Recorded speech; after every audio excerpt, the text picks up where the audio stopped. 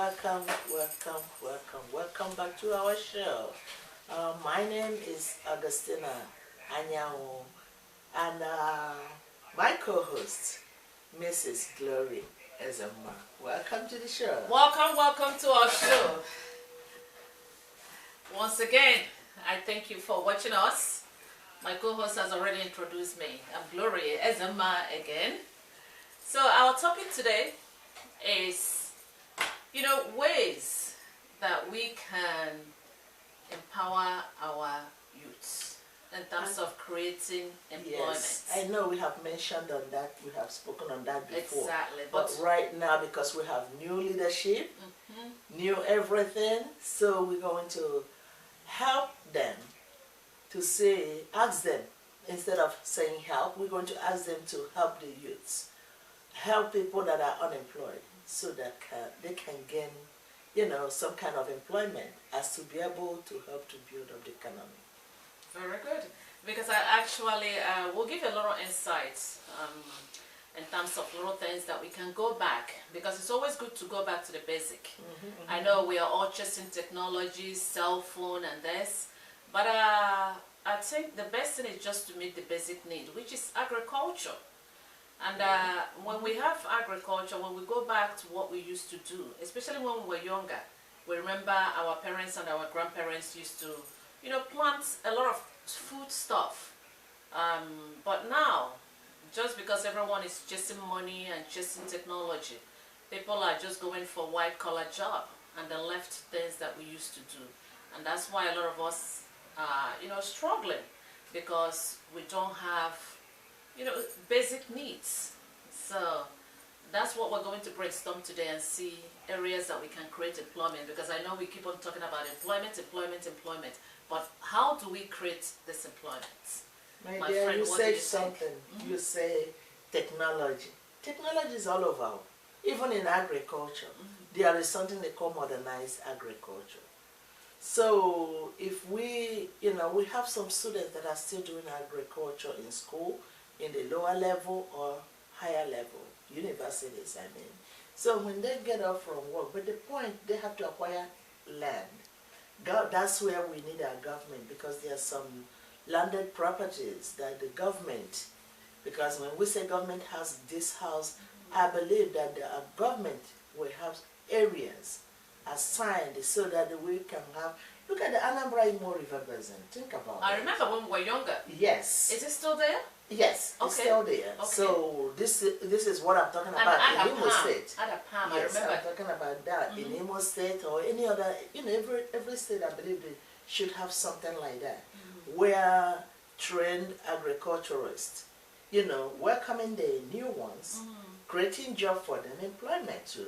It just have to be a must. Exactly. So that we have surplus food, we can export instead of importing some food that can take you to the hospital, and the way thought is the best thing to eat. The children are eating it every time. That's what they request for, without knowing the content, what is inside it.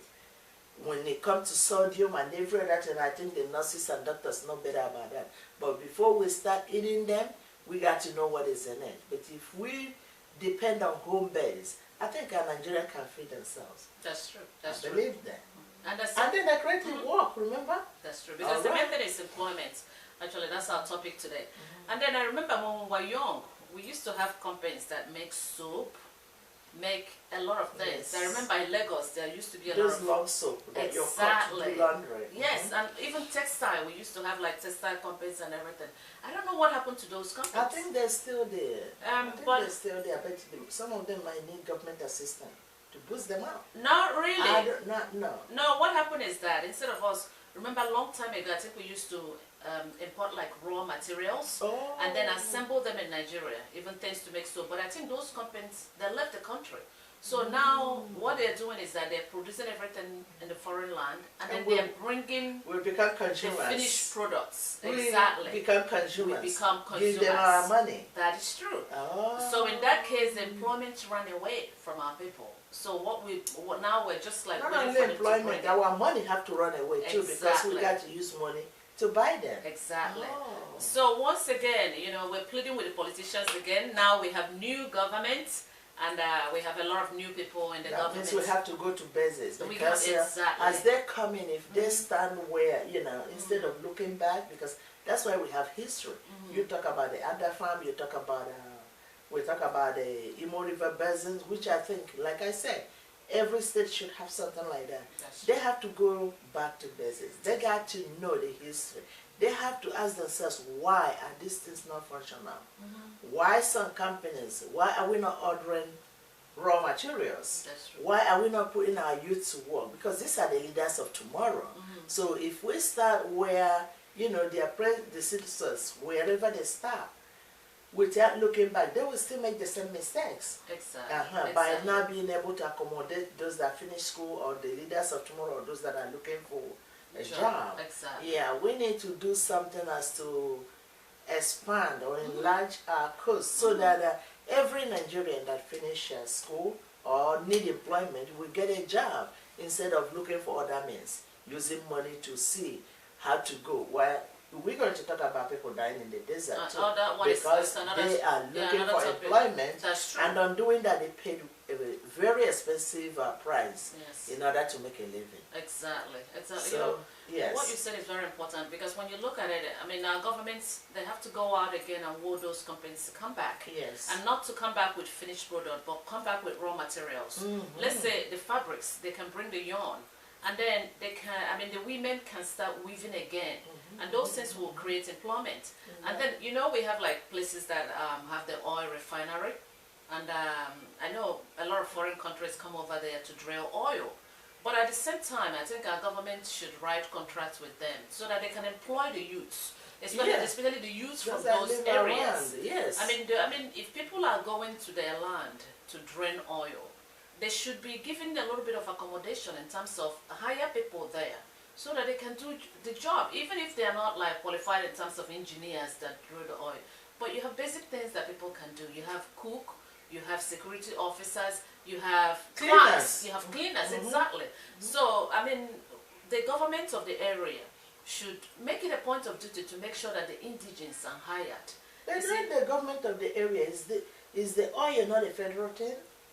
So I don't know, actually, because I don't know much about that. But what I know is that whatever is coming to our land should be able to benefit sustain the people of the land. Because in the Western world where we are, I'll give you an example. Most of the time when they build industries, even hospitals, when they build hospitals in local places, the indigenous of those people, I mean of the place, the area, of the area, exactly. They usually, I mean, they get the first choice. They have priorities over the other people. Exactly. So people employ them. So we shouldn't allow our youth to be roaming the streets everywhere, and then people are coming to our land, taking our things, instead of us making sure, like writing a contract with them, that if you're coming over here to do this, this is the quota that you really have to give our youth, so that they can have jobs. I mean, they're human beings. We said it over and over. We cannot just keep a blind eye and think that those kids are not suffering. They are really suffering. They have to have basic needs. So, and the only people that can do it are the rich people that can only create employment for them and the government. So these are things that we wanted to look into. First, woo the companies back so that they can come back with raw materials.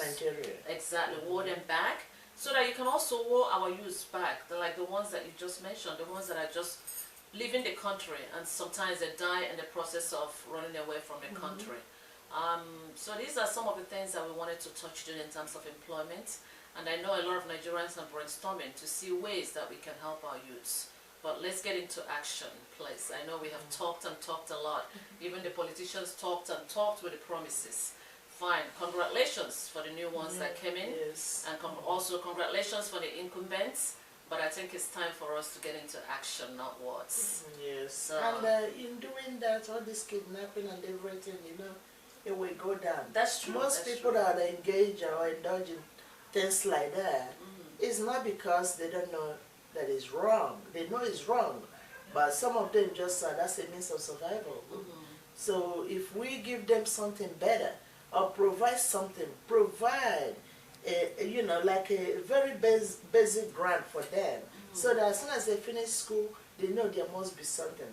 In those days, it used to be like that. Even people that study abroad, That's they true. know once you get back to Nigeria, you're going to, the knowledge you acquire outside, you're going to use it to be productive for the country. As a result, they compensate you. That's true. So, That's true. I don't know, to me, I believe we can do better than what is going on now. And as we are saying, please, whatever anybody that is being elected in any position now that can do, yeah, please do not forget the youths. We are calling on the House, we are calling on the Senate, we are calling on the government, governors, we are calling on the President. Please, we should not forget our youths because they are the leaders of tomorrow. That's true. And the last thing that I need to mention is that entrepreneurs. We have a lot of Nigerians that are very talented. We have ones that are designing things. We have ones that are creating so many things.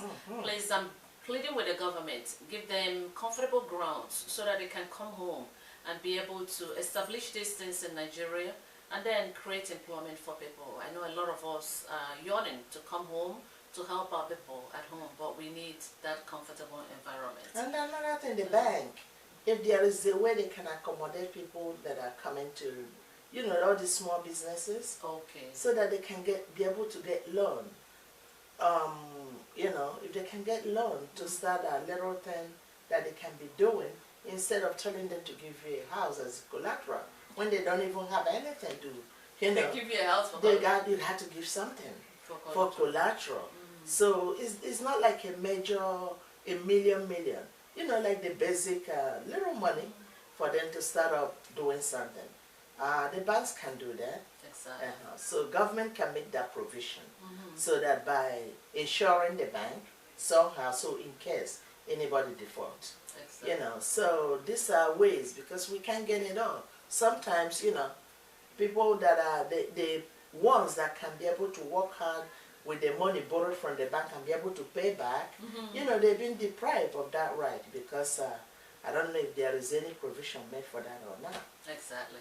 All right, so in conclusion, we're pleading with the government. You know, the youths, they were there when you were having all the rallies. All the politicians, we all saw it on TV.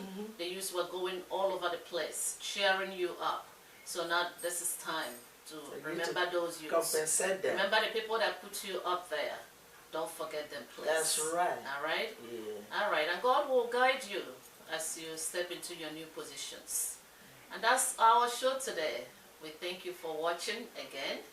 And we're looking forward to hearing your comments. And always watch us on Facebook too.